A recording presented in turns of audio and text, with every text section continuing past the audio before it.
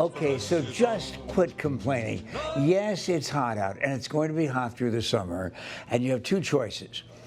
You can either just shut up, or you can pay attention to the next few minutes, because we're going to take you to Alaska.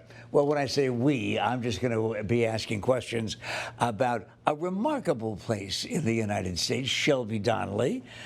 She is the Queen, Princess, and Grand Poobah of Camelback Odyssey Travel. How many times have you been to Alaska? Many, many, many, many times. I've only been once. As have I.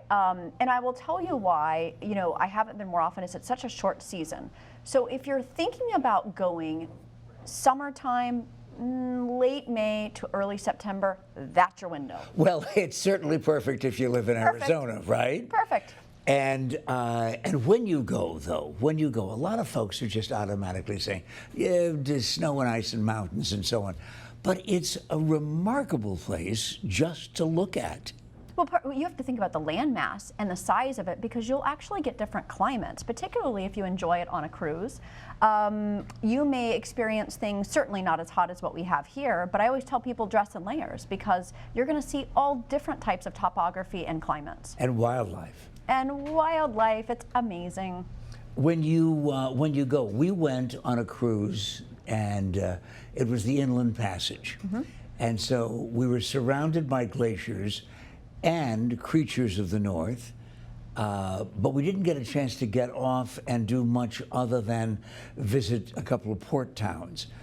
Do you recommend that people go into the interior and explore? As nice as the inside passage is and as beautiful it is, you're really missing out if you don't go and explore.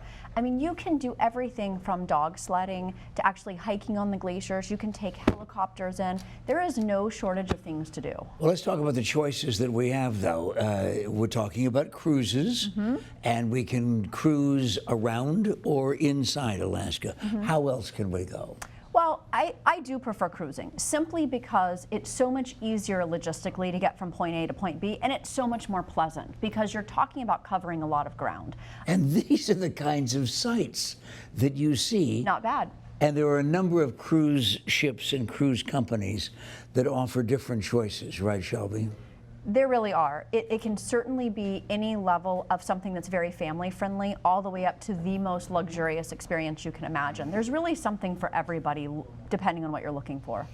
And the neat thing about working with organizations like yours, Camelback Odyssey Travel, is the fact that you can talk to somebody that's a professional who's been to these places, done a lot of research, and get a lot of information from your travel professional.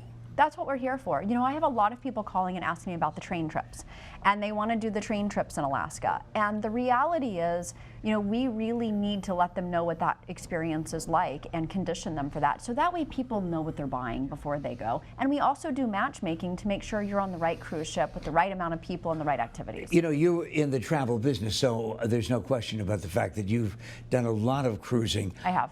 I've been on quite a few ships and enjoyed every one of them for what it is that they offered.